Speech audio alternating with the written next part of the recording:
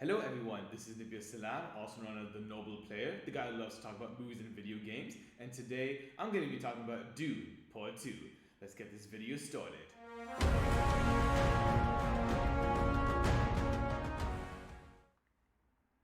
So before I start this video, I do want to say that you might have noticed something different from my last video, which is I'm playing on a green screen a little bit right now.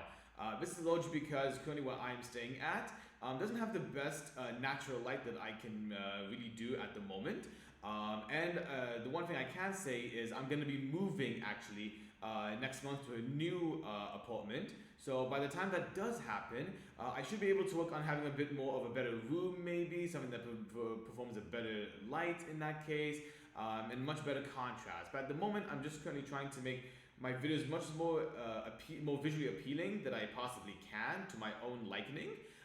And so hopefully if you find this a little bit funny in the fact that my whole body looks a bit like it's shaking for some reason with the outlines, I must apologize. I am going to continue to work on that.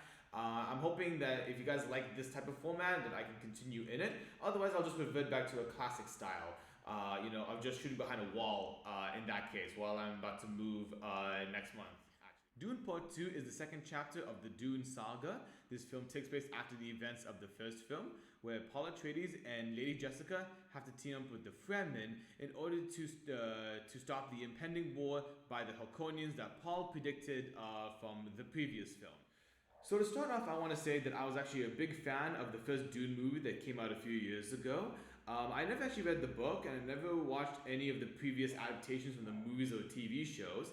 The reason why I was actually looking forward to the first one to begin with was because one of my favorite film directors, Denis Villeneuve, he actually was taking control of the first movie at the time. And the thing I took away the most out of the first film was I loved how it was a different type of big budget science fiction film that I hadn't seen before as of recently late. So I liked the way they introduced Arrakis. I loved how we had different houses, different groups of people who were fighting for the spice, the thing that was actually going to save their own house, how it brings eternity. And I really like Paul Atreides as the protagonist. I like the type of characters that are very conflicted because they have to go in a certain direction in their life, but they want to go in a different path, or they decide to go in a different path based off what they theorize, what they predict from their own beliefs, their own ways of thinking. So I really resonate to that. And so when the director, when he was coming back to do part 2, to continue the story, I was looking forward to it very much so, very excited for it. And I'm very happy to report that I really did enjoy this movie. I think this is actually a very good continuation from the first movie all the way up to the second film as one big companion piece actually. So I'm going to start off actually with the thing that a lot of reviewers and a lot of people are going to be taking away with the most, myself included, when you first walk out of this movie, which you will absolutely be blown away, just like the first movie, with the visual effects and the sound design. Both of those two things together make an incredible immersive experience. Actually, it kind of transports you into the world of Arrakis. Every action scene that takes place, for instance, every time you have a punch, or you get a gunshot, for instance, or even for instance when you're on the desert, for example, you can hear the sand, you can sort of see it actually, for instance. There's so many great little nuances in terms of the camera angles and the perspectives that are put onto the characters that just, like I mentioned, it just captures the scope actually of the world of Arrakis. There was actually a scene, I'm not going to spoil it, but Paul has to ride actually a sandworm, like you see the poster of the sandworm over here. He's got to ride a sandworm in order to actually, be part of the Fremen. And so what they do is that, so when he's riding like this, for example, everything they do, the way they show you the sand, how it comes over to his face, the way that they show the first person point of view of riding the sandworm, it feels so lived in. It feels like I was mentioning before, so immersive that I watch in a standard theater. But if you're actually watching it maybe in a 40x cinema with the chairs just just shake like this, like crazy. It would be so much fun. It's probably one of the highlight scenes of the movie for me by far. I also really enjoyed the new and the old characters that were introduced in this film, and I thought the performances were also very, very good as well. Timothy Chalamet was one of the highlights for me easily. I like Timothy Chalamet as an actor, but I always felt like as a leading man, he kind of plays that more like nice, goody type of guy. You know, I saw a few months ago the Willy Wonka movie, and he was all like, "I'm so happy, and I'm gonna sing for every 10 minutes." But in this film, because Paul has to be a leader to the family, he has to actually be very convincing as this very intense, as a very intense leader actually. And some of his speeches that he does in the film, Timothy Chalamet did such a great job at commanding such presence actually on the screen. I believed him actually as a leader and someone who's really coming into his own, into what he wants his destiny to actually be like. I'm not really actually a big fan of Zendaya too much, to be honest.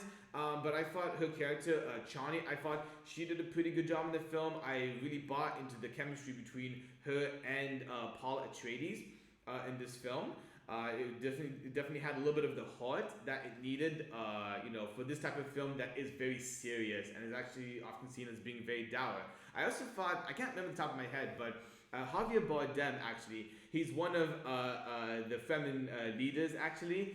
He's kind of like a believer essentially. He believes in Paul Atreides as like the next true leader for their group actually. And he actually Javier Bardem did a great job. And he also had provided some of the more comedic elements in the film. It's not like overly jokey, like you see in a lot of other movies nowadays, where it's just very forced humor. It just naturally fits in. For example, you get a few good chuckles here and there.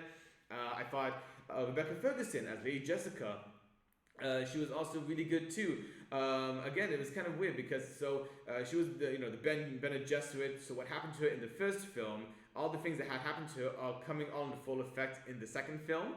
And what happens to her, I'm really interested to see how they're going to take her character going forward in the later chapters of this saga. All the performances are very good. However, I would say the real star of the film was the director, Denis Villeneuve, or Denis Villeneuve. This guy understands like how to tell a grand epic science fiction film.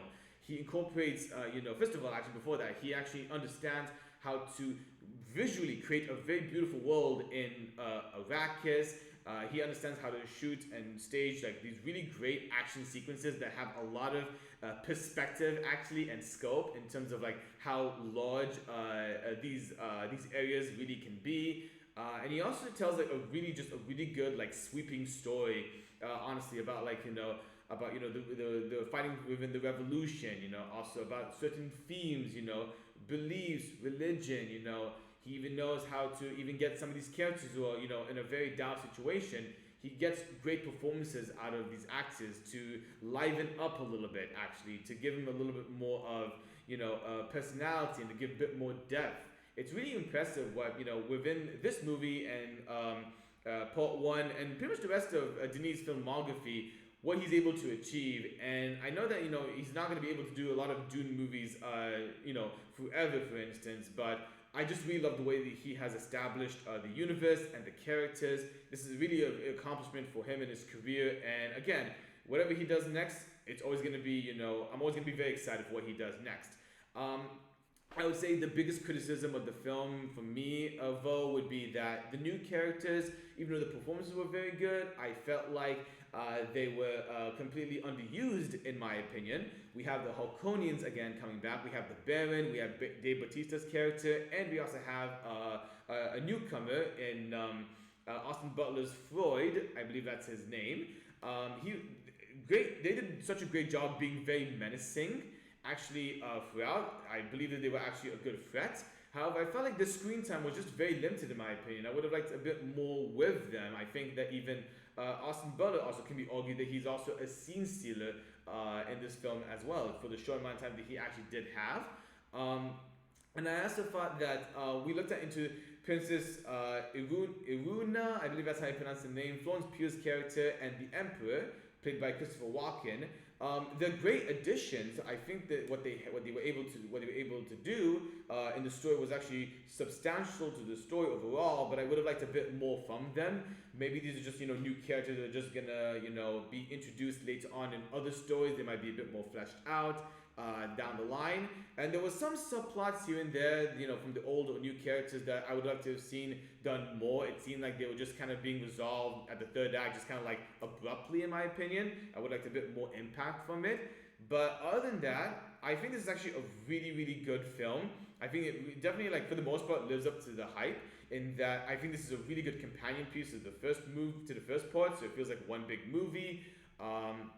It's a great visual and audio experience in the cinema. I strongly would encourage a lot of you guys to go see in the cinema if you like the first part, and I definitely would recommend go see the second one as well. It's very rare that you'll get a big budget blockbuster that feels like it's an experience. For example, especially a movie that costs almost $200 million. Where a lot of $200 million budget films are kind of all wasted and just look ugly and just sound horribly even. This one really used the resources very, very well, and so I'm gonna strongly recommend you go see this in the cinema, especially if you like the first one very much so. Overall, I'm going to give the film on a scale of 0 to 10 sandworms. I'm gonna give it an 8 out of 10 sandworms. Very good. I quite enjoyed it. Definitely recommend you go see it. And in that case, that's my review of Dune Part 2. I would love to know if you have seen the film, what you guys thought of it. Please tell me in the comment section down below. And also, if you like this video and you want to see more movie reviews, game reviews, and other type of content coming down on the line, I just started this channel within the YouTube platform. I'm very excited to see where this goes, and I hope to make I hope to also make more quality videos as much as I can as I continue to go on. Sorry again if I feel if I'm a bit vibrating with the green screen. I'm going to work on that to be a bit more stabilized. But other than that, in that case, I would like to wish you guys then a very good day, and I hope I'll see you guys next time.